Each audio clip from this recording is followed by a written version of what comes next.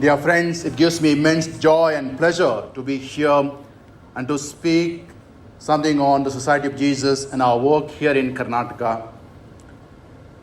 As we know, we are gathered here to celebrate of the feast of St. Ignatius of Loyola, who was born in 1491 in Basque country of Spain. If you look at the times and circumstances in which Ignatius was born, it is fascinating. As we know, the 11th century onwards, a new culture comes into Europe, that is intellectual culture. The universities like Bologna, Paris, the Sorbonne, Oxford, or Heidelberg begins in those times. And later on, we also see the centuries of humanism. Desiderius Erasmus is one of the tallest figure in those times. Art and architecture in the persons like Raphael, Leonardo da Vinci, Michael, and others have contributed immensely during those times. Also, it is a time of exploration. You must remember, 1492, Christopher Columbus goes from Europe and finds America, and afterwards America Vespucci, who discovers and finds out a little more about Northern America. And 1498, we see Vasco da Gama here in India. It was the age of enlightenment, new thinking, new ideas, intellectual new age, we can call it. And during those times, Ignatius is born. And Ignatius is born in a very particular family, a noble family.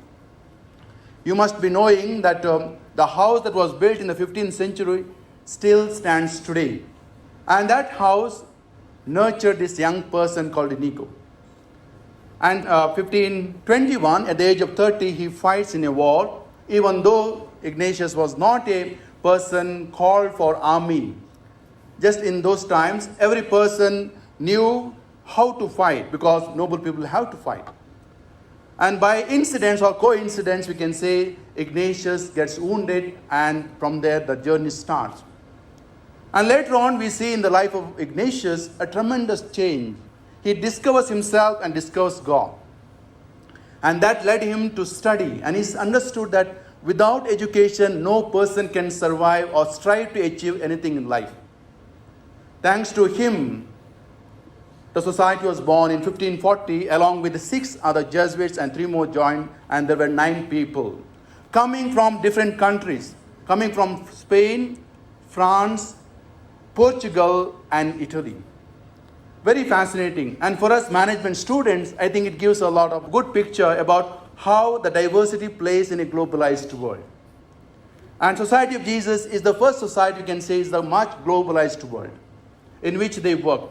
Whether Francis Xavier came to India in 1542, or other Jesuits went to European countries and later on Latin American countries. And finally, they also discovered many things in African countries. And therefore, it is very fascinating to see him. Ignatius looked everything in a new perspective. He broke the tendency of mono way of looking at things. The Europe becomes diverse, and others can live together and work together. Ignatius was a good organizer, a good entrepreneur, not in the sense of business world. Because when he was elected as the general of the Society of Jesus in 1540 in Rome, and he died in 1556, he developed a new tendency in the church. Once a person is elected as the general, he was meant for life. It was not the case in other orders of the Catholic Church. So that as a leader of an organization, he can make decisions and they can be brought forward. Nobody can question him. In other words, there was also a consultative body. And that made a big difference in the life of the Society of Jesus, which was founded in 1540. And by the time 1556, when he died, there were more than 2,000 Jesuits working around the world. That was its popularity, the way of organizing. And in those 17 years, he wrote something like 7,000 letters all over the world. Because Jesuits from other places were supposed to write and keep the correspondence. The communication was part and parcel of society's existence, and that is what continues even today. Perhaps that much the reason why today we have got so many Jesuits around the world. There are 15,000 Jesuits working in 105 countries. And there are tremendous work, not only in the universities or schools and colleges, but also other areas of pastoral work, running the retreat centers, media centers, and social work, and many other things. The last point that I want to speak about is this great contribution to the humanity area of spirituality. Ignatius is the first person who told people that to reach God, you don't need intermediaries. You don't need a priest or bishop, a pujari, or a performer, or a mullah. In other words, you can have a direct link with God. That is the great contribution. Until then, everybody thought that you cannot pray alone. You have to go to the temple or to the church or mosque. Ignatius said, no. You can be in your room where you are. You can pray in a marketplace. Also, you can pray in the temple. You can pray while drinking a cup of tea and also while playing basketball.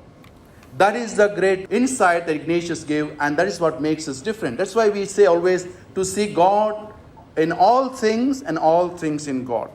Now I would like to say something about our work here in Karnataka. Why is that Ignatius so fascinates us? And why, in spite of 460 years of society's existence, still people from either from India or in Santiago de Chile, people join this group of organization. What is that makes them? Leaving behind their families and all that they have.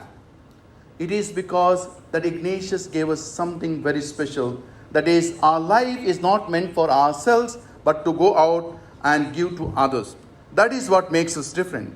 And as a result, here in Karnataka, we are working in all over the place. As you know, in India there are 4,000 Jesuits. I do not get into that. But just want to say that there are what we are doing in Karnataka. I think this is a good time for us to know.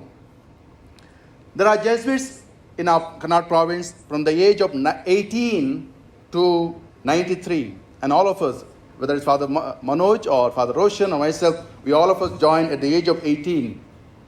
It's quite young age after our PU studies. And there are 16 Jesuit communities all over Karnataka. They come from Bangalore, Hassan, Anekal, Dharwad, Gulbarga, Hangal, Harihar, Bijapur, Malvalli, Mandya, Mysore, Pannur, Sindagi, Manvi. And we have got 11 units in the whole of Karnataka. There are 56 formal educational institutions, out of which primary schools are 15, high schools 13, PU colleges are 13. There are degree colleges, including autonomous colleges here in Bangalore, Manvi, Hassan, etc. 11. There are 2 B schools, including SJIM, and there are 4 ITAs.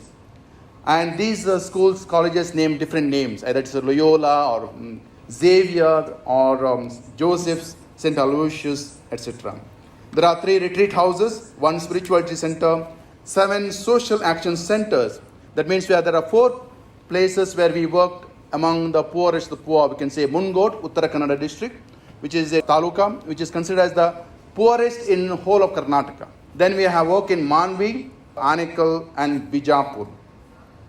We also run the churches, parishes, the 6 parishes, and 2 youth centers, and also 1 community radio in Bangalore, Aloysius, called Sarang. We have, and also you should be very happy to note that there are 55,704 students are studying at this moment in all over Karnataka in the Jesuit institutions. And we are also good employers. There are 3,000 staff members, including teaching and non-teaching. 3,508 hostelers under our care. We work also in 214 villages, also in slums. In Bangalore alone, 31,624 students are studying in all the campuses that we have got 4 and 5. In Bangalore, something like 15,222. In other places, something like 9,000 students are studying. Very interestingly, we also work in various sectors. In our works in our villages, we run self-help groups. We also run youth groups, tuition centers, tailoring centers. Bijapur and other places, we run HIV, AIDS children houses. Devadasi groups, as you know, in North Karnataka, a lot of these people, the prostitution, and for them, for the reform themselves, we have got houses. We also have HIV support groups, Federation of Slum Committees, Federation of Senior Citizens, Auto Drivers Union like in Bijapur, Tata East Drivers Union, etc. We also work with the differently abled groups, construction worker groups, and youth groups. My dear friends, the last, just to conclude, studying in our institutions or working with us should make you happy and joyful. You are one of those millions of students studying or working in our Jesuit institutions around the world. We have got a number of them. Whether you are studying in Bangalore or Mangalore, Manvia or Madrid, California or Buenos Aires, Tokyo or Sydney, Harare or Kinshasa, you are a Jesuit student, you are a Jesuit collaborator. May St. Ignatius of Loyola, a great soul who inspired millions of people to be competent, conscious, committed, and compassionate persons, continue to do so in the years to come. A very happy feast of St. Ignatius of Loyola.